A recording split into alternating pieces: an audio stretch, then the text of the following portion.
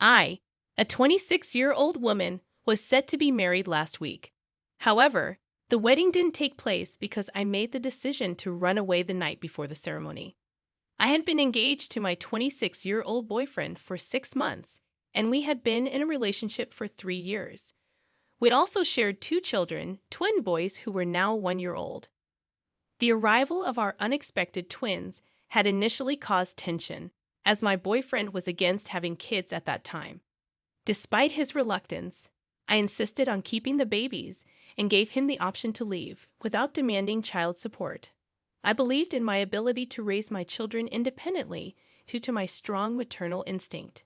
Over time, my boyfriend came around, supporting me throughout the pregnancy and proving to be a good father after the twins were born. 6 months later, he proposed and I accepted. We began planning our wedding, and everything seemed perfect. My parents were thrilled, as they liked my now ex-boyfriend. However, the night before the wedding, a phone call changed everything. We were following the tradition of staying in separate places, and after a heartfelt conversation, he forgot to hang up the call. I remained on the line out of curiosity and overheard a conversation between him and his father, revealing a side of him that made me question our 3-year relationship and the impending marriage. I decided to eavesdrop on their conversation, motivated by my ex-boyfriend's dejected and distant tone when confirming to his dad that he was talking to me. Something felt off, and the subsequent exchange still echoes in my mind a week later. His dad questioned whether my ex still felt the same way as he did 2 days ago, and my ex affirmed. His mother joined the conversation, insisting that regardless of his feelings, he needed to go through with the wedding. This sparked a heated response from my boyfriend, asserting his autonomy and refusing to be pushed around. His dad, however, made a weighty proposition, stating that while they couldn't force him to marry someone he didn't love, they could cut him out of their will. His mother, in turn, lectured him about responsibility, emphasizing that as a father, he needed to grow up and commit. She argued that if he was ready for kids, he should be ready for marriage. My ex expressed his frustration, feeling coerced into marrying me despite not feeling ready, solely to avoid being disinherited. He lamented about the lack of consideration for his readiness for milestones in his life, feeling unfairly pressured into situations he wasn't prepared for. In his complaints, he stormed out, leaving his phone behind. His parents continued to discuss his perceived irresponsibility, prompting me to end the call.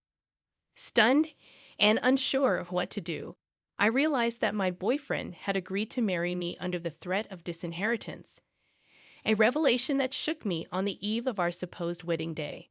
I couldn't fathom the situation for the next couple of minutes. None of his recent behavior had hinted at his unpreparedness. Yes, we had our initial argument when I discovered my pregnancy, but since then, he had been a devoted boyfriend and father. His true feelings were hidden behind a remarkable acting facade. Once I gathered myself, I made a swift decision to escape. Fortunately, my kids were with me, so I drove to a hotel on the outskirts of town. Arriving late, I settled my fussy kids and blocked my boyfriend and his family without explanation. That night, I cried, realizing the past year had been a colossal lie. Eventually, around 4 in the morning, I found some sleep. The wedding expenses were covered by my ex's affluent parents, relieving me of financial concerns. I texted friends and family that the wedding was off, promising to explain later. I made it clear I didn't want them involved with my ex or his family, trusting they'd respect my wishes. On what was supposed to be my wedding day, I stayed in the hotel, grappling with my emotions and finding solace in my son's company. Despite my devastation, I maintained a strong front for their sake. A day later, I returned home to gather my belongings and move out. After leaving my kids with my parents, I faced my ex's expected reaction. He appeared sleep-deprived, panicked, and concerned. Unsure of the authenticity of his emotions, he demanded an explanation for my actions, asserting that my decision warranted an apology to him and his family, dismissing cold feet as an unacceptable excuse for humiliation. I didn't say much. I simply informed him that I had overheard his conversation with his parents the other day. He appeared confused for a moment, And when it sank in, he couldn't hide the shame. I didn't feel the need to elaborate or engage in further conversation.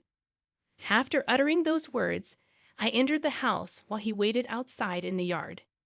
Gathering the essentials, I left without exchanging another word. There was nothing left for me to say. He had acted according to his beliefs, and now I was doing what I believed was right. I no longer aspired to be a wife. My focus shifted to being a devoted mother. Almost a week passed without communication, and I thought it was the end for us.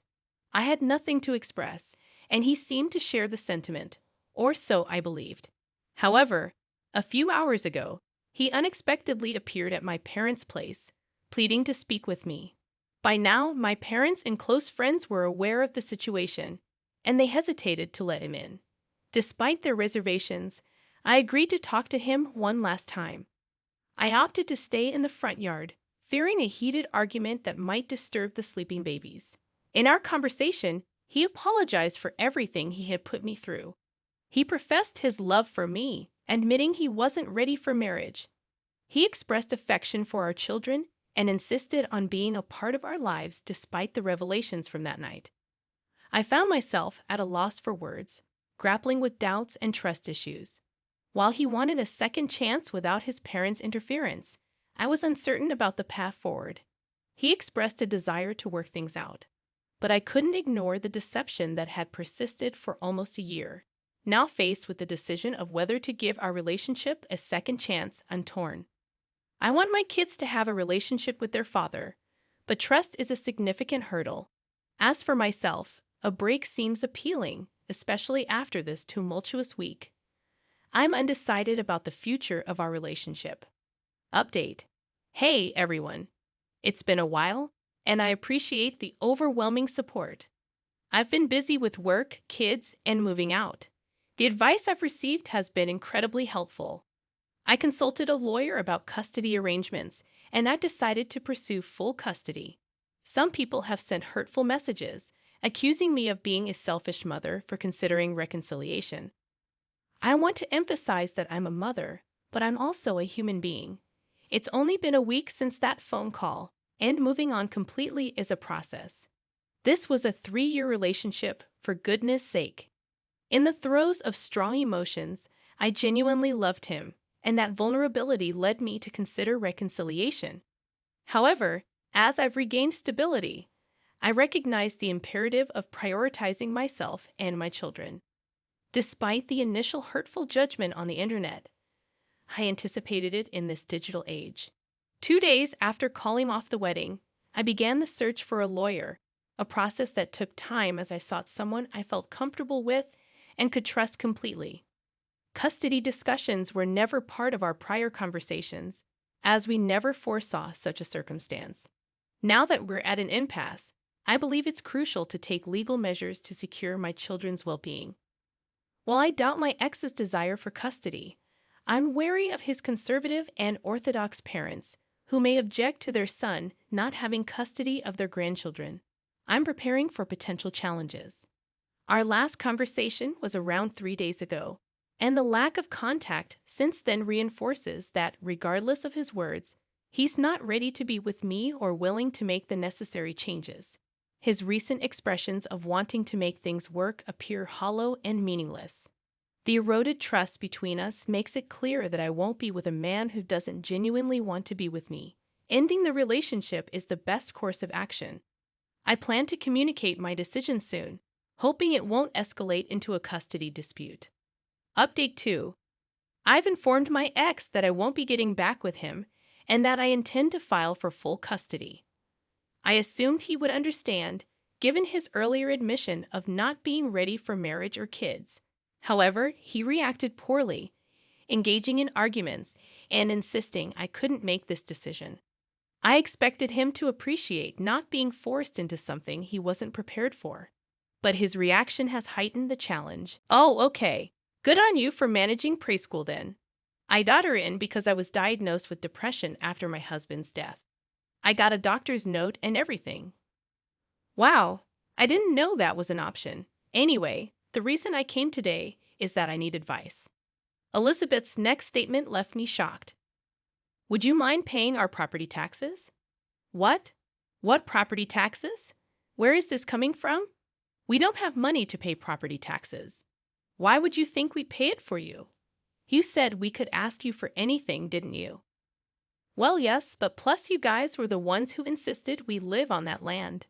We never insisted. Regardless, property taxes for that land are higher than other places, and it's really causing us problems. Why don't you just work a bit and pay yourself? I can't work. I've even got Emily in preschool based on the excuse that I can't work due to mental illness. That's not our problem. Please, if we can't pay the property tax, we won't be able to live in that house. Look, I don't know all the details, so I'll discuss it with Robert when he gets home. Please do. After showing up out of the blue and making such an unexpected request, Elizabeth left. When Robert got home, I told him about Elizabeth's sudden visit and her asking us to pay property taxes. Of course, Robert was surprised, but he was also angered by her audacity. A few weeks later, we invited Elizabeth over to our house to discuss something important. We timed it so that her daughter, Emily, was at preschool, allowing the three of us to talk. Elizabeth arrived in a good mood. She probably thought we were going to help her with her property taxes. Robert, it's been a while, Elizabeth greeted. You seem well. I heard from Jennifer, but let's hear it from you. What do you want to talk about? Well, I hate to be a bother, but I came to ask for help with the property taxes, she admitted. Why can't you pay them yourself? Is there a reason? I'm still dealing with emotional stress and can't work. With a young child, I just don't have the money for the taxes. So you can't handle unexpected expenses. Exactly. The property taxes are way too high.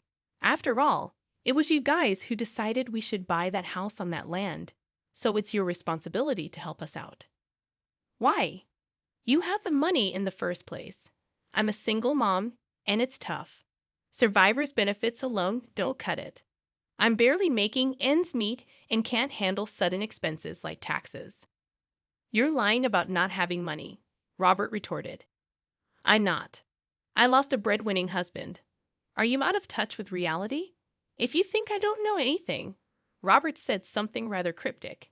Hearing those words, Elizabeth's expression changed slightly. Whoa, you're scaring me, Robert. You're getting more than just survivor benefits, aren't you? What are you talking about? That's all I get, she defended. It's pointless to lie. I know everything. You're getting money from life insurance too. Elizabeth remained silent. My brother had life insurance, you know. He was insured for about $1,000 a month until about age 60. So, as his wife, it's my right to receive that money. You have no right to question me. But you do get a good amount of money every month with survivor's benefits and the insurance money, don't you? It's still not enough for everyday living. We have a mortgage. You've paid off the mortgage, haven't you? Don't you also get various other forms of assistance? How do you know all this? My brother consulted with me about everything, especially financial matters. So I know it all. I see. But like I said before, I'm his wife, and Emily is his daughter. How we use that money is none of your business. Fair point. But since money is coming in, you should manage it properly and pay your own taxes. Robert, you work for a big corporation, and you're rich. Why can't you just help us out a little? You're being too stingy. Elizabeth still seemed unconvinced, listening to this conversation. I finally understood why Elizabeth, even after losing her husband, continued to live lavishly without working. I couldn't complain. Money was something her late husband left for her. But Robert wasn't done talking, and that's when I learned an unbelievable fact. So earlier, you said the kid is James's. Is that true? What are you talking about? Of course it is. Well, that's good because if it's not, we have a big problem. Isn't that quite rude? I just lost my husband. Don't start accusing me of things. I, who had been silently listening, quickly interjected. That's crossing the line, man. But Robert continued. You see, my brother consulted me when he found out about their pregnancy. What about him? He said that judging by the due date, there's no way the child could be his.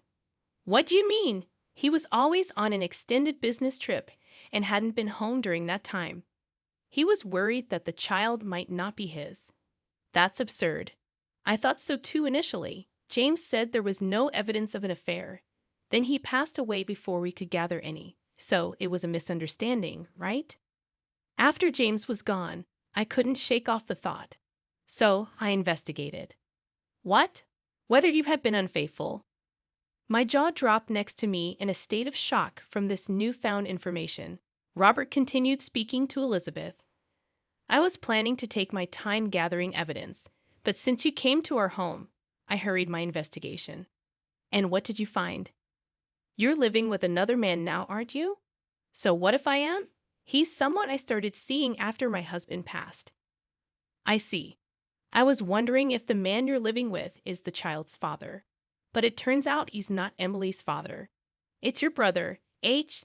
Do you have any proof? Sorry to say, I approached Emily and the man at the park and got a single hair strand from their clothing. That's creepy. I do feel a bit guilty, but it's for my brother. And what did you do with it? James is no longer with us. So I submitted the hair, along with mine, for a DNA test. According to Robert, even if it's not from the father, a close relative can provide enough genetic information for a paternity test. Robert went on. The test showed that Emily is not James's child. Elizabeth looked down, unable to speak. Then she finally spoke, almost in a whisper. So what does that mean? It's heartbreaking for James. Speaking ill of the dead accomplishes nothing, maybe. But since my brother can't find justice, I plan to file a lawsuit against you and your lover for damages. What are you talking about? We're getting married soon. Oh, really? Well, that makes things easier. Since the house is already paid off, you should just sell it. Then you can use that money to pay for both your compensations. Why should I?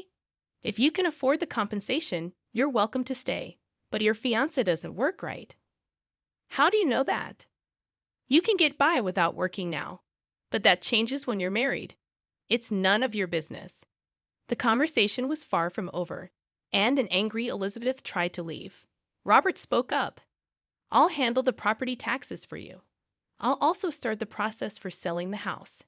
Angry, Elizabeth stormed off and eventually sold the house, just as Robert suggested. The house sold quickly due to its desirable location and being relatively new. Elizabeth paid the compensation with the money from the sale. Apparently, Elizabeth and her man got married. But because of that, she would no longer receive the survivor's benefits she had been getting due to her husband's passing. Ignorant Elizabeth had no clue about this. She bought a cheap used house with the money from the sale. No longer a single mom, her financial aid dried up, as did the survivor's benefits. Both Elizabeth and her new husband had to start working. Elizabeth, once a spender on fashion and beauty, marked the start of a tougher life. Her husband couldn't keep a job, and the marriage soon fell apart. Elizabeth was back to being a single mom, but now with no financial aid coming in, she had to work desperately to make ends meet. For us, the storm has passed, and our peaceful days have returned. We were even blessed with a child we had longed for. I can't wait to meet the child that I will have with my beloved Robert. We will give our child the middle name of my late brother-in-law, ensuring that his memory will always be with us. In my second update, I confronted my ex, expressing my decision not to reconcile and notifying him of my intention to file for full custody. I anticipated he would understand, considering his previous admission of not being ready for marriage or kids. I believed he should have felt grateful that I wasn't pushing him into an unprepared role. However, he reacted poorly, engaging in arguments and insisting I couldn't do this to him. He suggested that breaking up was acceptable, but taking his kids away wasn't. This argument might have made sense in a typical relationship, but our circumstances were far from ordinary. As you already know, my ex had initially opposed having kids, and until a week ago, he wasn't ready to be a father. Suddenly, he was fiercely fighting for custody, raising suspicions of external influence, likely from his controlling parents. During our argument at a restaurant, I attempted to calm him down, embarrassed by the scene he was causing. In an effort to avoid a protracted custody battle that I couldn't afford financially or energetically, I sought a rational conversation. I knew his parents could afford top-notch lawyers, potentially dragging out the legal process. My approach was to reason with him and hope he wouldn't contest custody.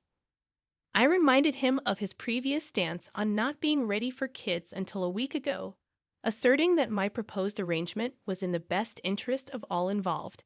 I suggested he could live his life unburdened by marriage and kids, while I took care of our children. However, he claimed to have changed his mind, asserting he was now ready to be a father. This sudden shift seemed suspicious, leading me to inquire further. He admitted that his parents pressured him to fight for custody after they learned about the canceled wedding. They accepted that I wouldn't marry him but insisted on joint custody to retain a connection with their grandchildren. Threatened with disinheritance, he begged me to agree to joint custody, but I was disgusted and chose to leave. I couldn't fathom that once again, he was succumbing to his parents' influence, even when I had given him an easy way out.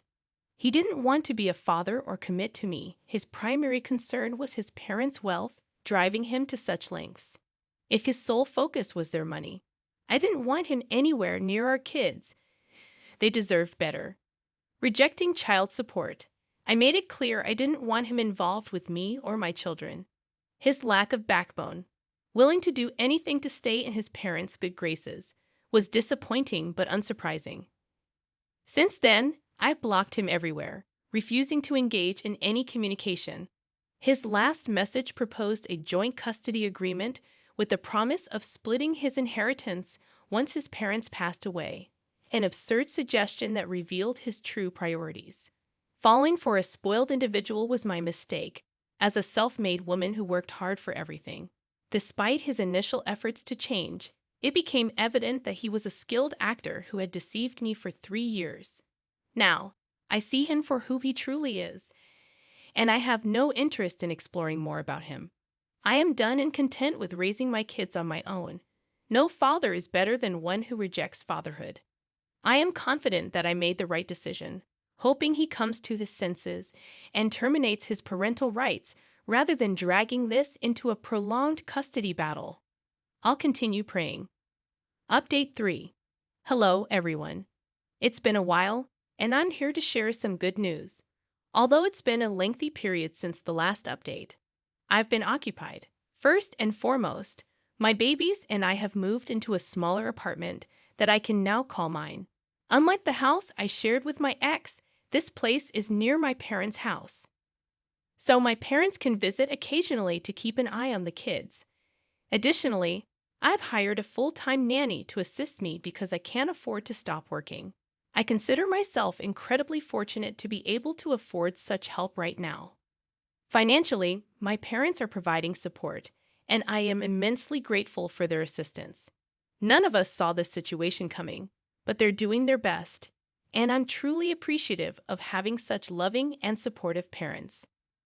Now, onto the part I know people are curious about, my ex.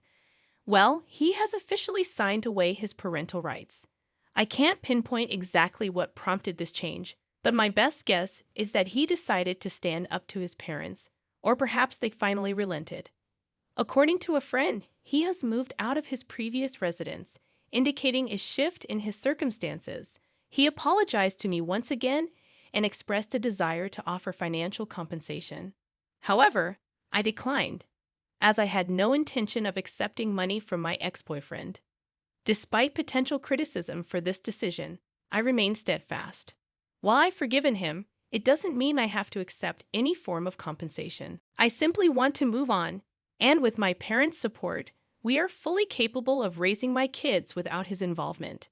I conveyed to him that it was okay, but requested no further contact, a boundary he has respected so far. Currently, my focus is solely on my kids, striving to provide them with the best life possible. I have no time for sadness or anger towards my ex.